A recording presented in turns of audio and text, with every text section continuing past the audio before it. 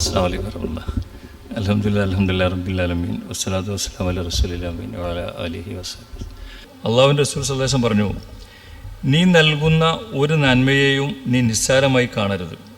ആ നന്മ ചേർത്ത് കെട്ടാൻ നീ ഒരു കയർ നൽകുന്നതാകട്ടെ, വെള്ളം ആവശ്യപ്പെടുന്നവൻ്റെ പാത്രത്തിലേക്ക് നിൻ്റെ ബക്കറ്റിൽ നിന്ന് വെള്ളം പകർന്നു കൊടുക്കുന്നതാകട്ടെ, നിൻ്റെ മുസ്ലിം സഹോദരനെ പ്രസന്നവദനായി കണ്ടുമുട്ടുന്നതാവട്ടെ, ഭീതിയിലകപ്പെട്ട ഒരാൾക്ക് നീ സമാശ്വാസം അരുളുന്നതാകട്ടെ, ചെരുപ്പിൻ്റെ വാർ നീ ദാനമായി നൽകുന്നതാകട്ടെ. ഇതിൽ എത്ര ചെറിയ ചെറിയ കാര്യങ്ങളാണ് പറഞ്ഞത് ആലോചിക്കുകയാണ്. ഒരു നന്മ, ആ നന്മ ചേർത്ത് കെട്ടാൻ നീ ഒരു കയർ നൽകുന്നതാകട്ടെ. ഈ ഹദീസിൻ്റെ വിശദീകരണത്തിൽ പറഞ്ഞ് കയറ് വലുപ്പമില്ലാത്ത ഒരാൾക്ക് വെള്ളം വെക്കാൻ കയറിൻ്റെ തല ജയിച്ചു കൂട്ടിയിട്ട് വേറെ കഷ്ണം കയറ് കൊടുക്കട്ടെ ആകട്ടെ, ബക്കറ്റിൽ നിന്ന് വെള്ളം പകർന്നു കൊടുക്കുന്നതാകട്ടെ, നിൻ്റെ സഹോദരനെ പ്രസന്നവദനായി കണ്ടുമുട്ടുന്നതാവട്ടെ, ഭീതിയിലകപ്പെട്ട ഒരാൾക്ക് ഇനി സമാശ്വാസം അരുളുന്നതാകട്ടെ, ചെരുപ്പിൻ്റെ ഒരു വാറ് പൊട്ടിയ ഒരാൾക്ക് ഒരു വാറിൻ്റെ കൊണ്ടുപോയി കൊടുക്കുന്നതാകട്ടെ. അതൊന്ന് ചെറുതായി കാണരുത് എന്നുള്ളത്. ഒരു മനുഷ്യനെ സന്തോഷത്തിൽ കണ്ടുമുട്ടുന്നതാവട്ടെ, ഒരു മനുഷ്യനെ പ്രസന്നവദനായി കണ്ടുമുട്ടുന്നതാവട്ടെ, അത് വലിയ സംഗതി. ഒരാളെ തീർച്ചയായിട്ടും സന്തോഷത്തിൽ കാണാം. നമുക്കൊക്കെ ഒരു മുടക്കമില്ലാതെ. ഇപ്പം ഞാൻ രാവിലെ കൊണ്ട് വരുമ്പോൾ ഒരു പെൺകുട്ടി, ഒരു സഹോദരി 3 കുട്ടികളെയും പിടിച്ചിട്ട് ഇങ്ങനെ വരുന്നത്. അപ്പോൾ കണ്ടാലും ഓർമ്മയുണ്ട്. അപ്പോൾ ഞാൻ പോയിട്ട് അവിടെ കാർഡ് വെച്ചുകൊടുത്ത് കാർഡ് എടുത്ത് നോക്കിയതില്ല ഏതാണെന്ന്. അപ്പോൾ എനിക്ക് മനസ്സിലായതിൻ്റെ. അപ്പോൾ ഞാൻ അവരെ വിളിച്ചിട്ട് എന്താ കാര്യങ്ങൾ. അപ്പോൾ എനിക്കറിയാൻ ഞാൻ വീട്ടിൽ പോയതാണ്. അവിടെ 7 വയസ്സായതാണ് മൂത്ത കുട്ടി. ഭർത്താവ് മരിച്ചതാണ്. ആ കുട്ടീൻ്റെ വാപ്പ മരിച്ചതാണ്. ആ കുട്ടി എൻ്റെ വീട്ടിൽ കാണാൻ പോയപ്പോൾ ഞാൻ കണ്ട രംഗങ്ങളെന്ന് ഞാൻ ഇവിടുന്ന് പറഞ്ഞിട്ടേന്. ഇവിടുന്ന് അന്ന് രജിസ്റ്റർ വന്നപ്പോൾ കുറച്ച് പൈസ കൊടുത്തതുകൊണ്ട് കുറച്ച് മുട്ടായി വാങ്ങിയിട്ട് ആ മുട്ടായി വിറ്റിട്ട് ലാഭം കിട്ടുമെന്ന് നോക്കി കച്ചവടം ചെയ്യുന്നൊരു കുട്ടി. അപ്പോൾ ഞാൻ കയ്യൊക്കെ കൊടുത്തപ്പം ഇതാണ് കുട്ടി വെച്ചാൽ കച്ചവടം കണ്ടടാ വെച്ചപ്പോൾ സ്കൂളിൽ വന്നപ്പോൾ കച്ചവടം നിർത്തിയിട്ടുണ്ട്. 7 വയസ്സായ കുട്ടിയാണ് കച്ചവടം ചെയ്തിട്ട് 10 രൂപ കിട്ടുമെന്നുള്ളൂ. അപ്പോൾ അതിൻ്റെ താഴെ കുട്ടീൻ്റെ താഴെ കുട്ടിയുണ്ട്. നിങ്ങളെ ഭാവി കാര്യങ്ങളെന്ന് വെച്ചപ്പോൾ ആ സഹോദരി അടുത്തേക്ക് പറഞ്ഞു 800 രൂപ 1000 രൂപയോളം മരുന്ന് വരുന്നുണ്ട്, തൈറോയിഡിൻ്റെ മരുന്നിട്ട്. അപ്പോൾ ഡോക്ടർ ഇങ്ങനെ കയറി വരണ്ട്. അപ്പോൾ ഡോക്ടറെ കൈ പിടിച്ചിട്ട് ഇത് നിങ്ങളെ നാട്ടിലെ കാര്യപ്പെട്ട ഡോക്ടറാണ്, നിങ്ങൾക്ക് മരുന്ന് ഏത് മരുന്നും അവിടുന്ന് തരും, അവിടുന്ന് ഇല്ലെങ്കിൽ ഇവിടുന്ന് തരും, ഇവിടുന്ന് തീരുമാനം എടുക്കണമെങ്കിൽ കുറച്ചും ഡോക്ടർക്ക് പോയിക്കോളി. അപ്പോൾ ആ സഹോദരിൻ്റെ മനസ്സിലുണ്ടാകുന്ന ഒരു പുഞ്ചിരിയുണ്ട്. ഇത് നിങ്ങളെ വീടിൻ്റെ തൊട്ടുപുറത്തുള്ള ആസ്പത്രിയിലെ സൂപ്രണ്ടാണ്, നിങ്ങൾക്ക് അവിടെ കിട്ടാനുള്ള മരുന്ന് എത്ര രൂപേൻ്റെ ആണെങ്കിലും അവർ വഴി ഡോക്ടർ ഉണ്ടാക്കും. ഇപ്പോൾ അവിടെ ചെന്നിട്ട് നിങ്ങൾ ഡോക്ടറെ കാണുക, ഈ ഷീട്ടൊക്കെ കാണിച്ചു കൊടുക്കുക, തീരുമാനം ഡോക്ടർ ഉണ്ടാക്കി തരും എന്ന് പറയുമ്പോൾ ആ കിട്ടുന്ന ഒരു ആശ്വാസം. അപ്പോൾ ഒരു ചെറിയൊരു വാക്കാണത്. പക്ഷെ അവരെ സംബന്ധിച്ചിടത്തോളം, എന്നെ സംബന്ധിച്ചിടത്തോളം, ഡോക്ടറെ സംബന്ധിച്ചിടത്തോളം ആ വാക്കിന് വലിയ പ്രയാസമൊന്നും ഇല്ലാത്ത നടപ്പിലെടുത്താൻ പറ്റുന്ന കാര്യമാണ്. പക്ഷെ ആ സഹോദരനെ സംബന്ധിച്ചിടത്തോളം അത് ആ സഹോദരി പറഞ്ഞ് ഞങ്ങൾ സംസാരിച്ച 3 മക്കളും കൂടി ഞങ്ങളെ മുഖത്ത് പോകുന്ന രംഗങ്ങളുണ്ട് ഇന്ന് രാവിലെ. അപ്പോൾ ഒരു ചെറിയൊരു സന്തോഷം, അവരുടെ മുഖം ഒന്ന് പ്രസന്നവദനായി കാണാൻ ഒരു വാക്കുണ്ടെങ്കിൽ നമുക്ക് സാധിക്കുമെങ്കിൽ അങ്ങനെ എത്ര അവസരങ്ങളാണ് നമ്മുടെ മുന്നിൽ. ഒരു മനുഷ്യൻ്റെ ഏറ്റവും വലിയ പ്രശ്നമാണ് ഭക്ഷണം, ഒരു മനുഷ്യൻ്റെ വലിയ പ്രശ്നമാണ് മരുന്ന്, ഒരു വാപ്പാനന്മാരെ സംബന്ധിച്ച മക്കളുടെ വിദ്യാഭ്യാസം, പാർപ്പിടം പ്രശ്നമാണ്, ഭക്ഷണം പ്രശ്നമാണ്, ചികിത്സ പ്രശ്നമാണ്, വിദ്യാഭ്യാസം പ്രശ്നമാണ്. ഈ ആദി കാര്യങ്ങളൊക്കെ അടിസ്ഥാനപരമായ പ്രശ്നങ്ങൾ നടക്കാൻ കഴിയാതെ പ്രയാസപ്പെടുന്ന 1000-ലധികം സഹോദരിമാരും അത്രത്തോളം വരുന്ന മാരകമായ രോഗങ്ങൾ പിടിപെട്ട 2000-ലധികം കുടുംബങ്ങളാണ് നമ്മളെ നേരെ നോക്കിക്കൊണ്ടിരിക്കുന്നത്. ഈ സമയത്താണ് നമ്മൾ ഇത്തരം ഹദീസുകളൊക്കെ നമ്മൾ സമൂഹത്തിലേക്ക് വീണ്ടും പുറത്തേക്ക് കൊണ്ടുവരേണ്ടത്. 3 കുട്ടികളുള്ള ഒരു സഹോദരി വാടക വീട്ടിലാണ് താമസിക്കും. ഇവിടെ രജിസ്റ്റർ ചെയ്യാൻ വന്ന സമയത്ത് തന്നെ നിങ്ങൾ പലരും ശ്രദ്ധിച്ചിട്ടുണ്ടാവും. ഒരു 7 വയസ്സായ ഒരു പെൺകുട്ടി വന്നത് ഇവിടുന്ന് ഏകദേശം 60 കിലോമീറ്റർ അപ്പുറത്തു നിന്നാണ്. അങ്ങനെ നമ്മുടെ അടുത്ത് വന്ന് സംസാരിക്കുമ്പോൾ ആ കുട്ടി ഇല്ല കുറച്ച് മുട്ടായി കൊടുത്ത് ആശ്വസിപ്പിച്ച്. അപ്പോൾ ആ സഹോദരി പറയുകയാണ്, ഈ കുട്ടീൻ്റെ വാപ്പ മരിച്ചിട്ടുണ്ട്, വാടക വീട്ടിലാണ് താമസിക്കുന്നത്. വാപ്പ മരിച്ചതോട് കൂടിയിട്ട് ആ വീട്ടിലുള്ള ആളുകൾ പറയണത്, നിങ്ങൾ ഇങ്ങോട്ട് വന്നിട്ട് ഇവിടെ നിന്ന് ആരാ നിങ്ങളെ നോക്കാനുള്ളത്, നിങ്ങളെ നോക്കുന്ന ആൾ പോയില്ലേ, ഞങ്ങൾ കൊണ്ട് നിങ്ങളെ നോക്കാൻ കഴിയില്ല, നിങ്ങളെ പേരേക്ക് പോയിക്കോളിയെന്ന്. സ്വന്തം ചെല്ലാൻ വീടില്ല. ആ സഹോദരി 2-3 കുട്ടികൾ മനോനില തെറ്റിയ ഒരു ചെറിയ കുട്ടീനെയും കുട്ടി, ചെറിയ കുട്ടിയെ 7 വയസ്സായ കുട്ടീനെയും കുട്ടി, 2 കുട്ടികളെയും കൂട്ടിയിട്ട് കോട്ടേഴ്സിലേക്ക് പോവാണ്. അപ്പോഴാണ് ആരോ പറഞ്ഞു കേൾക്കുന്നത് ഇവിടെ വന്നാലോ രക്ഷ കിട്ടുന്നു. അങ്ങനെയാണ് ആ സഹോദരി ഈ 3 കുട്ടി സുഖമില്ലാത്ത കുട്ടീനെയും കുട്ടി ഇവിടെ വരുന്നത്.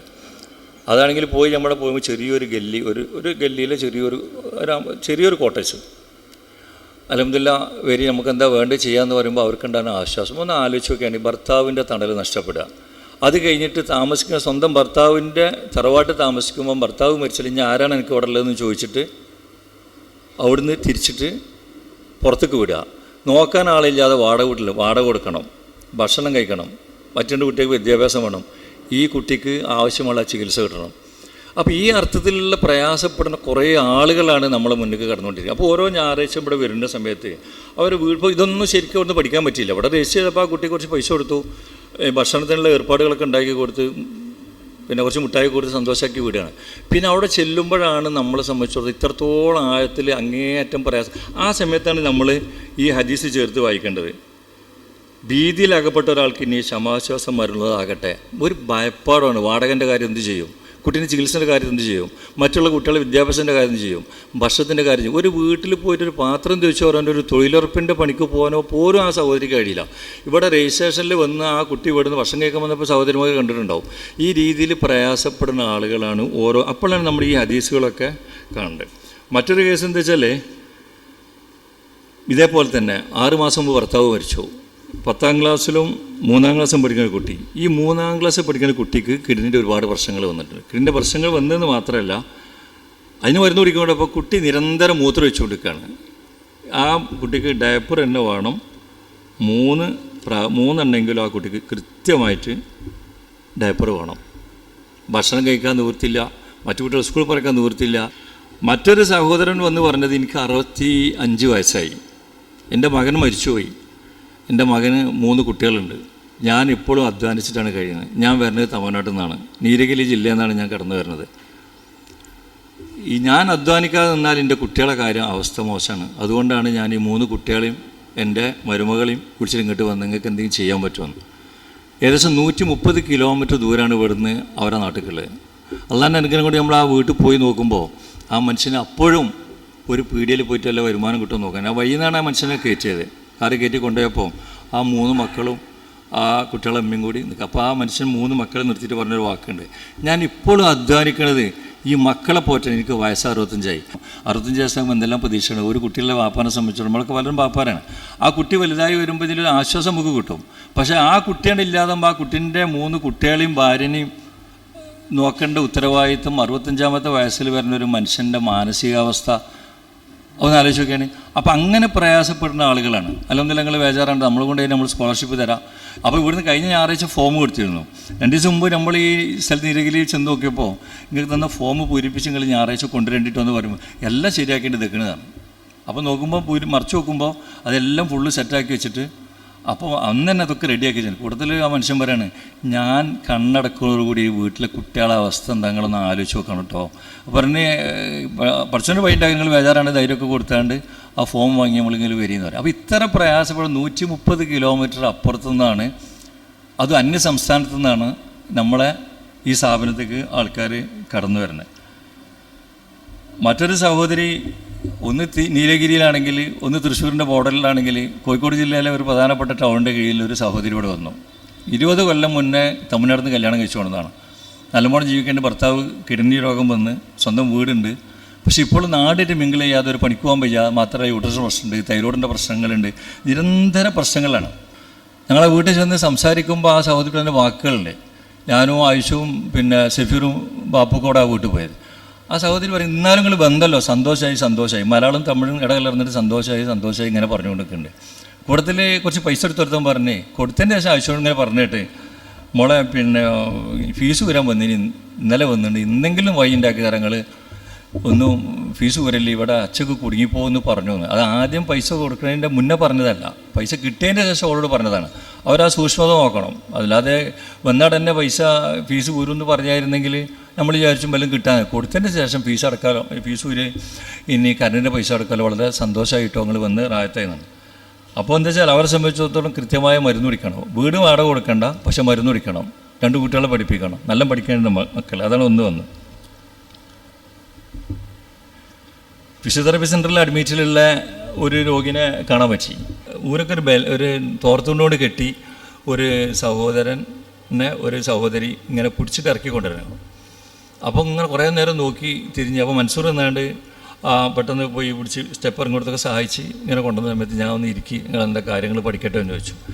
അപ്പോൾ ചോദിച്ച സമയത്ത് ആരൊക്കെ ഉണ്ട്? മൻസൂർ പറഞ്ഞു, കാക്ക ബുദ്ധിമുട്ടാണ്, ഇവർക്ക് പിന്നെ കുട്ടികളില്ല, ഇവർക്ക് സ്വന്തം വീടില്ല, ഈ മനുഷ്യൻ നന്നായിട്ട് അധ്വാനിച്ചിൻ്റെ ആളാണ്, ഇവിടുത്തെ കഠിനാധ്വാനം നിവൃത്തിയില്ല, തമിഴ്നാട്ടിൽ പോയിട്ട് ഒരു ചെറിയ പണിക്ക് പോയിട്ട് വരുന്ന സമയത്താണ് ഇവർക്ക് സ്ട്രോക്ക് വന്നത്, അങ്ങേയറ്റം ബുദ്ധിമുട്ടിലാണെന്ന് മനസ്സിലാണ്, കാക്ക ഒന്ന് ശ്രദ്ധിച്ചാൽ നന്നാവും പറഞ്ഞു.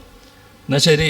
പിന്നെ ഇവിടെ കൈക്കോട്ടെ നമുക്ക് നോക്കാൻ കഴിഞ്ഞാൽ രാത്രി ബാരിജാനോട് അവരെന്നെ വിളിക്കാൻ പറഞ്ഞു. അവർ വിളിച്ചിട്ട് സംസാരിച്ച്, കാരണം വൈകല്യം കൈക്ക് പ്രശ്നം വന്നിട്ടുണ്ട്, സംസാരിക്കാൻ പ്രശ്നം വന്നിട്ടുണ്ട്, കാലിന് പ്രശ്നം വന്നിട്ടുണ്ട്. അതിലേറെ നേരത്തെ മാഷ് പറഞ്ഞതുപോലെ മനസ്സിൻ്റെ പിരിമുറുക്കം എമ്പാടുമുണ്ട്. കാരണം അധ്വാനിച്ചുകൊണ്ടിരുന്ന ആളില്ല, മക്കളില്ല, അധ്വാനിക്കാൻ ശേഷിയില്ല, വാടക കൊടുക്കണം, രോഗം വന്നിട്ടുണ്ട്. അപ്പോൾ ഇനിയിപ്പം പിന്നെ ഈ ഫിസിയോതെറാപ്പി മാത്രം കൃത്യമായിട്ട് കൊടുക്കുകൊണ്ട് അയാളെ മൈൻഡ് സെറ്റിങ് മാറൂലല്ലോ, അയാളുടെ ശരീരത്തിൻ്റെ സംഗതിയെല്ലാം മാറിക്കിട്ടുള്ളൂ. അപ്പോൾ ഞാൻ അവരോട് രാത്രി വിളിക്കാൻ അവർ വിളിച്ചപ്പോൾ ഞാൻ ആസ്പത്രിയിലേക്ക് പോയി. അപ്പോൾ തിരിച്ച് സാറിൽ നമുക്ക് നോക്കാൻ പാരിജാൻ കൂടെ തിരിച്ച് വിളിപ്പിച്ച്. പാരിജാൻ അവിടെ പോയി കണ്ട് സംസാരിച്ച്, പിറ്റേന്ന് രാവിലെ സംസാരിച്ച് ഞാൻ നല്ല രാവിലെ അവിടെ പോയി കണ്ട്. അപ്പോഴാ മനുഷ്യനെ ഇരുത്തി, ഞാനും മുമ്പാക്കിയും പാരിജാൻ ഇരുത്തിയിട്ട് കുറേ നേരം സംസാരിച്ചപ്പോഴും ഉള്ളു തോന്നുന്നു പറഞ്ഞു എന്തൊക്കെ പ്രശ്നങ്ങളുള്ളത്. വാടക കൊടുത്തിട്ട് 3 മാസമായി, 9,000 രൂപ വാടക കൊടുക്കണം. ആ സഹോദരിക്ക് യൂട്രസിൽ ഒരിക്കൽ റിമൂവ് ചെയ്തതാണ്. വേറെ എന്തൊക്കെ അവിടെ സാധനങ്ങൾ വളർന്നിട്ടുള്ള രീതിയിൽ അതിന് പോകാൻ കഴിഞ്ഞിട്ടില്ല. ഈ സഹോദരൻ്റെ നിൽക്കാൻ ആളില്ല, അങ്ങോട്ട് കൊണ്ടുപോകാൻ ആളില്ല. വല്ലതും പോയി വല്ല മരുന്നും ഡോക്ടർ പറഞ്ഞാൽ അത് വാങ്ങി കഴിക്കാനുള്ള നിർവാഹമില്ല, വാടകക്കാരൻ്റെ വാടക കൊടുക്കാൻ നിർവാഹമില്ല. ഇവിടെ ഇപ്പോൾ നമ്മൾ ഫിസിയോതെറാപ്പി കിട്ടുന്നുണ്ട് എന്നുള്ളത് സത്യമാണ്. പക്ഷേ അതോടൊപ്പം ആ മനുഷ്യനെ അലട്ടിക്കൊണ്ടിരിക്കുന്ന ഒരുപാട് പ്രശ്നങ്ങളാണ്. പഠിച്ച സംബന്ധിച്ച് നമ്മളെ സംബന്ധിച്ചിടത്തോളം ഇന്നത് ചെറുതാണ്. ആരോടും ചോദിച്ചാൽ കിട്ടും. 10,000 രൂപ ഒരു കൊടുത്തിട്ട് 3 മാസം വാടക കൊടുത്തോളി, 1000 രൂപ നിങ്ങൾ കയ്യിൽ വെക്കി, ഭക്ഷണ സാധനം കംപ്ലീറ്റ് പാരിജാൻ തരും. അത് കഴിഞ്ഞിട്ട് നിങ്ങൾ നാളെ ഡോക്ടറെ കാണെങ്കിൽ എന്താ ചെയ്യേണ്ടത്, ഞാൻ രാവിലെ ഡോക്ടർ ഒന്ന് കാണി, ഏത് ഹോസ്പിറ്റലിൽ ഏത് ചികിത്സ നിങ്ങൾക്ക് ചെയ്തു തരാം. നിങ്ങൾ പോണ സമയത്ത് നിങ്ങൾക്ക് ഇവിടെ നോക്കാൻ ഫിസിയോതെറാപ്പി സെൻ്ററിൽ ഒരാളെ പകരം നിർത്തി തരാം. നിങ്ങളെ ചികിത്സ നടക്കട്ടെ. നിങ്ങൾക്ക് ഇനി ശാശ്വതമായിട്ട് അവിടെ വാടക കൊടുക്കാൻ കഴിയില്ല. നിങ്ങൾ മരിച്ചു വീരുന്നേരം നിങ്ങളെ സുരക്ഷിതമായ രീതിയിൽ ഈ സ്ഥാപനത്തിൽ വെച്ചിട്ട് നോക്കാൻ ഇന്ന് നമുക്ക് പറ്റും. നിങ്ങൾക്ക് ഭക്ഷണത്തിൻ്റെ കാര്യത്തിലോ സുരക്ഷിതത്തിനൊക്കെ ഒന്നും ബേജാറില്ല. ഒരാൾ മാത്രം വന്നിട്ട് നിങ്ങളൊന്ന് പറഞ്ഞു തന്നാൽ മതി. ഇപ്പോൾ നിങ്ങളെ കുടുംബത്തിൽപ്പെട്ട ആരെങ്കിലും ഇവിടെ നിർത്തണമെന്ന് പറയാമെങ്കിൽ അവരെ ഫോൺ നമ്പർ തരികയാണെങ്കിൽ നിങ്ങൾ ആ കാര്യത്തിൽ ഇനി ബേജാറാണ്ടത് നിർഭയത്വം അവിടെ നമുക്ക് കൊടുക്കാനുള്ളത്. നിങ്ങൾ ഈ ഹദീസിൻ്റെ ഒന്ന് ആലോചിക്കണേ, ഒരു കയറ് വലിപ്പില്ലാത്തതിൻ്റെ കയറ് കൂട്ടി കെട്ടാൻ കൊടുക്കുകയാണെങ്കിലോ, ഒരാവശ്യക്കാരൻ്റെ പാത്രത്തേക്ക് വെള്ളം ഒഴിച്ചു കൊടുക്കാനാണെങ്കിലോ, ഒരു സഹോദരനെ പ്രസന്നവദനായി കണ്ടുമുട്ടുന്നതാണ്, ഒരു സന്തോഷത്തോടെ കണ്ടുമുട്ടുന്നതാണെങ്കിലോ, ഒരു ചെരുപ്പിൻ്റെ വാറെങ്കിലും കൊടുത്തിട്ടാണെങ്കിലോ ഈ മനുഷ്യന് ഇപ്പം എന്തെല്ലാം ആശ്വാസം കിട്ടുകയാണ്. നിങ്ങൾ വാടക ഇല്ലാതെ മരിക്കുന്ന തരം താമസിക്കാനുള്ള ഒരു സംവിധാനം ഇവിടെ ഉണ്ട്. നിങ്ങളെ 2 ആളെയും പോറ്റാനുള്ള ഭക്ഷണങ്ങൾ കൃത്യമായിട്ട് തരാൻ 2 ആൾക്ക്, ഇവർ 2 ആളുണ്ടാവും. ഞാൻ ഉണ്ടോ ഇല്ലെന്ന് നിങ്ങൾ നോക്കണ്ട. ഇവർ 2 ആളുണ്ടെങ്കിൽ കൃത്യമായിട്ട് ഭക്ഷണം തരും. എന്താണോ നിങ്ങൾ ഉടപ്പറപ്പിങ്ങളോട് പറഞ്ഞതുപോലെ നിങ്ങൾക്ക് 2 ആൾക്കും സംസാരിക്കാൻ 2 ആളുകൾ ഇവിടെ ഉണ്ട്. 2 ആളെയും വിട്ടിച്ച് കൊടുത്താൽ ഞാൻ അവിടെ ഉണ്ടോ ഇല്ലേ നിങ്ങൾ നോക്കണ്ട, നിങ്ങൾ സുരക്ഷിതരായിരിക്കും. നിങ്ങൾ കടലാസൊക്കെ ആയിട്ട് വരികയാണെങ്കിൽ ഡോക്ടർ പരിശോധിച്ചിട്ട് എല്ലാവിധ ചികിത്സ നിങ്ങൾക്ക് തരും. ഈ ഒരു സംവിധാനം ഇവിടെ നിലനിൽക്കുന്നതുകൊണ്ടും ഇതിന് ഒരുപാട് ആളുകൾ സപ്പോർട്ട് ചെയ്യുന്നതുകൊണ്ടും മാത്രമാണ് നമുക്ക് എല്ലാ മാസവും 2,000 രൂപ സക്കാത്ത് ഫണ്ട് നിങ്ങൾക്ക് പെൻഷനും തരും. എല്ലാ മാസവും നിങ്ങൾ സക്കാത്ത് ഫണ്ടെന്ന് ഇനി നിങ്ങൾ താമസിച്ചാലും ശരി താമസിച്ചില്ലെങ്കിൽ ശരി, ബിസ്മില്ല സക്കാത്ത് ഫണ്ടുള്ളിടത്തോളം കാര്യം എല്ലാ മാസവും 2,000 രൂപേൻ്റെ കാർഡ് നിന്നിട്ട് നിങ്ങൾ സമാധാനം വർഷം അയാളെ സ്റ്റോക്ക് പെട്ടവരെ ഫിസിയോതെറാപ്പി പെട്ടെന്ന് ഫലപ്രദമാവും. ഇത് വരെ മൈൻഡ് സെറ്റിങ്ങിൽ ഈ ആദ്യം ഒരുപാട് പ്രശ്നങ്ങൾ സൈക്കാട്രി ക്ലിനിക്കിൽ മരുന്ന് കൊടുക്കുന്നതോടൊപ്പം സൈക്കാട്രി രോഗികളെ വീടുകളിൽ പോയിട്ട് ഓരോ പ്രശ്നങ്ങൾക്ക് പരിഹാരം ഉണ്ടാക്കിയാൽ ആ മക്കൾക്കും കുടുംബത്തിനും സൈക്കാട്രി ഇല്ലാതായി കിട്ടുമെന്ന് മാത്രമല്ല ആശ്വാസം പറ കിട്ടും. അപ്പോൾ ഈ ഹദീസുകളൊക്കെ നമ്മൾ പറഞ്ഞു പോകാനുള്ളതല്ല. ഇത്തരം ഹദീസുകളൊക്കെ നമ്മളെ സംബന്ധിച്ചിടത്തോളം നമ്മൾ അത് ജീവിതത്തിൽ പകർത്താനുള്ളത്. ഞാൻ അടുത്ത സമയത്ത് ഒരു ബുക്കിൽ വായിച്ചു, വേദന കൊണ്ട് പൊളയുമ്പോൾ, പണമില്ലാതെ വലയുമ്പോൾ, വിശന്ന് കരയുമ്പോൾ നമ്മളൊന്ന് എത്തിയെങ്കിലെന്ന് ആഗ്രഹിക്കുന്ന മനുഷ്യരുണ്ടോ? ഉണ്ടെങ്കിൽ നമ്മുടെ ഈ ജീവിതം എത്ര അർത്ഥവത്തായിരിക്കും. നന്മകളുടെ കാഴ്ചകളും നന്മയുള്ള മനുഷ്യരും ഇനിയും ബാക്കിയുണ്ടെന്ന് മനുഷ്യർക്ക് തോന്നാൻ കാരണമാകുന്നതിനേക്കാൾ വലിയൊരു മഹത്വമുണ്ടോ? ഇതിങ്ങനെ ഒരു ബുക്കിൽ അടുത്ത ദിവസം വായിച്ചൊരു ബുക്കാണ്. നിങ്ങൾ ആലോചിക്കുക, ഇതാണ് നമ്മളെ വിസ്മി. അതായത് വേദന കൊണ്ട് പൊളയുമ്പോൾ, പണമില്ലാതെ വലയുമ്പോൾ, വിശന്ന് കരയുമ്പോൾ നമ്മളൊന്ന് എത്തിയെങ്കിലെന്ന് ആഗ്രഹിക്കുന്ന മനുഷ്യരുണ്ടോ? ഉണ്ടെങ്കിൽ നമ്മുടെ ഈ ജീവിതം എത്ര അർത്ഥവത്തായിരിക്കും. നന്മയുടെ കാഴ്ചകളും നന്മയുള്ള മനുഷ്യരും ഇനിയും ബാക്കിയുണ്ടെന്ന് മനുഷ്യർക്ക് തോന്നാൻ കാരണമാകുന്നതിനേക്കാൾ വലിയൊരു മഹത്വമുണ്ടോ? സത്യത്തിൽ ഈ മനുഷ്യന്മാരെ മനസ്സിലൂടെ കൊണ്ടോട്ടി പോയി കഴിഞ്ഞാൽ ഇതിൽ പോയ പല സഹോദരിമാരും ബസ് എന്ന് പറഞ്ഞവരുണ്ട്, ആസ്പത്രി എന്ന് പറഞ്ഞവരുണ്ട്, അംഗനവാടി എന്ന് പറഞ്ഞവരുണ്ട്, കല്യാണത്തിന് പോയപ്പോൾ പറഞ്ഞവരുണ്ട്. ഇങ്ങനെ പല സ്ഥലങ്ങളിൽ നിന്നും പലരും കേട്ടറിഞ്ഞാണ്ട് വരുന്നത്. അപ്പോൾ ആ കേട്ടറിവിൽ ഒരു തേടി വരാൻ ഇങ്ങനൊരു സംവിധാനം ഉണ്ട് എന്നുണ്ടെങ്കിൽ ആ സംവിധാനത്തിലൊരു കണ്ണിയാവാൻ അള്ളാഹു തആല നമ്മളെ തിരഞ്ഞെടുത്തു എന്നുള്ളതാണ്. അപ്പോൾ ഇതൊക്കെ ചെയ്യുമ്പോഴും നമ്മളെ ഇതൊരു നിസ്സാരമായി കാണും. മറ്റൊരു ഹദീസ്, നേരത്തെ പറഞ്ഞ ഹദീസിനോട് ബന്ധപ്പെട്ട മറ്റൊരു ഹദീസ്, ഒരുവൻ തൻ്റെ സ്നേഹിതനെ സുസ്മേരവദനായി കണ്ടുമുട്ടുന്ന ധർമ്മമാണ്. നന്മ കൽപ്പിക്കുകയും തിന്മ വിരോധിക്കുകയും ചെയ്യുന്ന ധർമ്മമാണ്. വഴി അറിഞ്ഞുകൂടാത്തന്നെ നേർവഴി കാണിച്ചു കൊടുക്കുകയും ധർമ്മമാണ്. കാഴ്ചയുള്ളവൻ അതില്ലാത്തവനെ തൻ്റെ കാഴ്ച മുഖേന ഉപകാരം ചെയ്യലും ധർമ്മമാണ്.